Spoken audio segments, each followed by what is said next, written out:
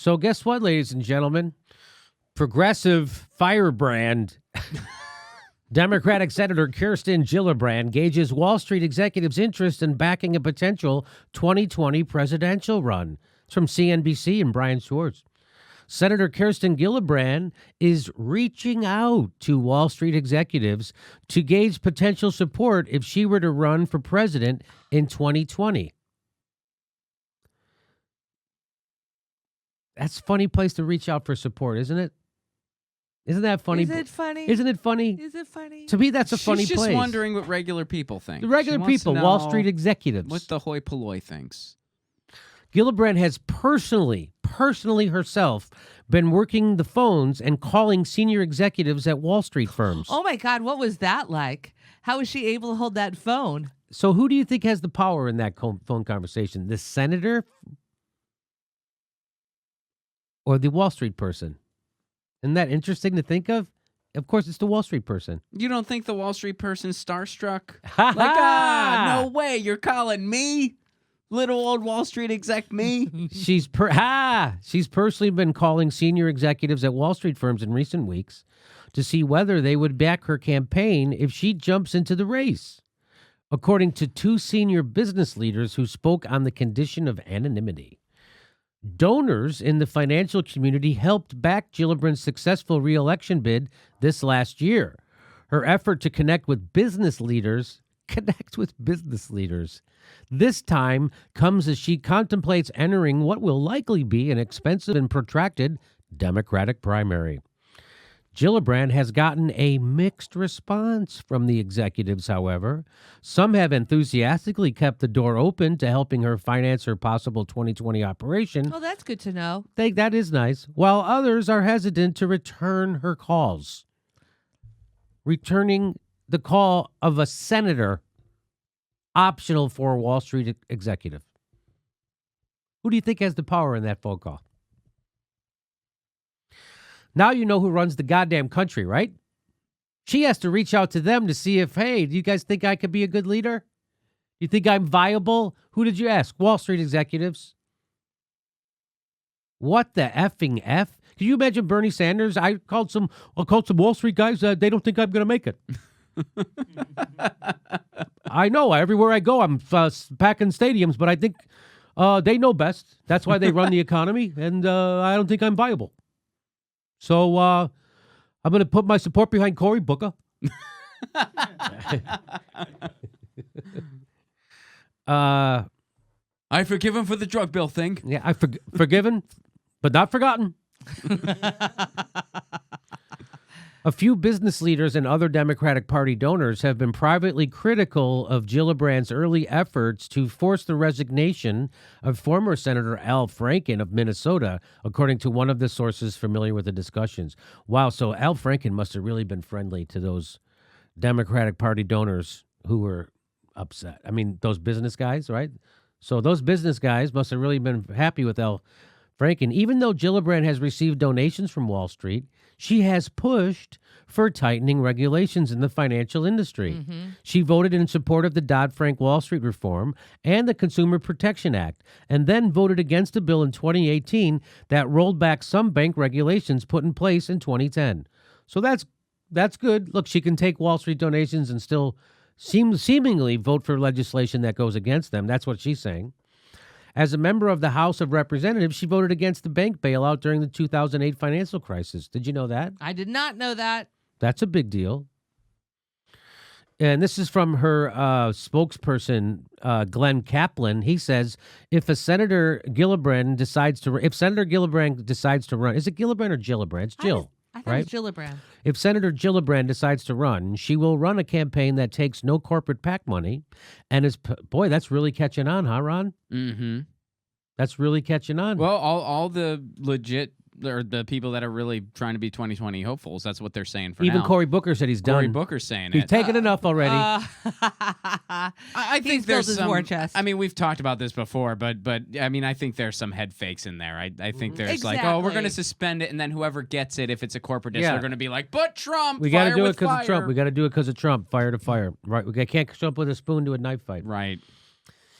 So if she decides to run, according to her spokesperson, she's not going to take any corporate PAC money, and she will be powered by grassroots donations and based on her values of standing up to those in power and returning our democracy to the people where it belongs.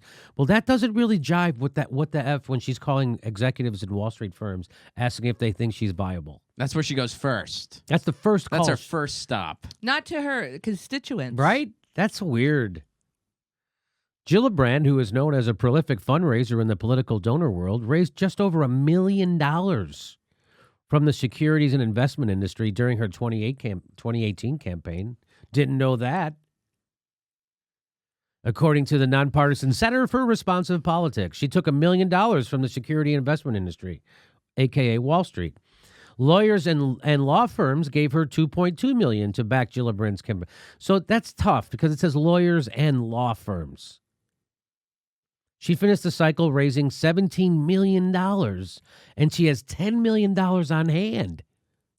Whenever I hear prolific fundraiser in the donor world, that's a red flag. That's a red flag, right? Every time I've heard that about someone, it's typically someone whose policies I'm not a fan of. So David Sirota actually tweeted out this story from CNBC, and Gillibrand, he tweeted out, just said, this seems important, and then he linked to the story. That's all he said. And then Gillibrand responded to that tweet, and she messed up a little. Here's what she says. She says, what's important are the facts of my record. And she said, I co-sponsored the financial transaction tax, which shows that she stands up to Wall Street, right? And then she goes, I support repealing the Glass-Steagall Act. That's a mistake. I don't think she meant that. Because that's what got us into a lot of these troubles is they repealed the Glass-Steagall Act in 1999. That was Bill Clinton. And I think she meant I support the reinstatement, not I support the repealing. So because she took this tweet down like a second after she put it up. Okay. Right?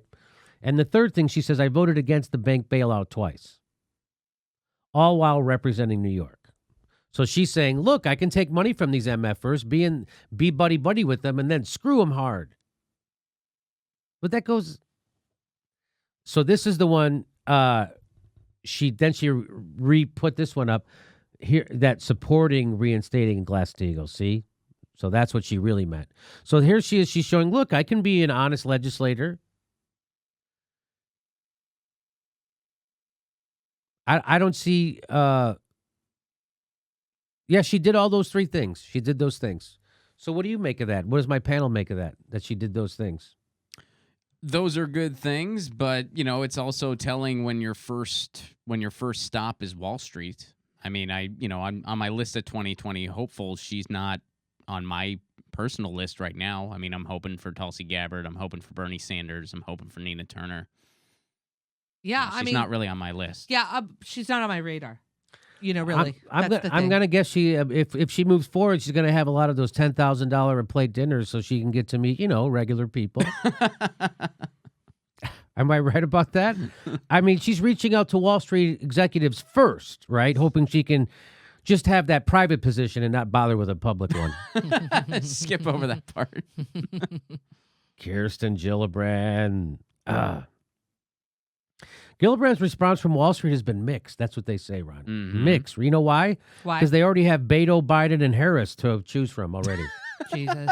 We got it Some covered. have already made up their minds. And his name is Robert Francis O'Rourke, everybody. Not Beto. Robert Francis O'Rourke. And he lost to Ted Cruz. How is that a viable candidate? But Martin O'Malley likes him. So her saying she voted for these things, which, by the way, are super popular. Those things she voted for are super popular. It's not like she really stuck her neck out, but what she's saying is, look, I went against my donors, and I did this, right? But to me, that's like, oh, I'm going to have a Medicare for All town hall sponsored by Blue Cross. You can't do that, right? You can't. That's what she's trying to have us go, and everything's going to be okay. We're stoked to go out of business. We're going to have a sale. Of course we support Medicare for all. We're Blue Cross. Yep, never going to happen. Not going to happen. She's following that New York progressive style of Andrew Cuomo.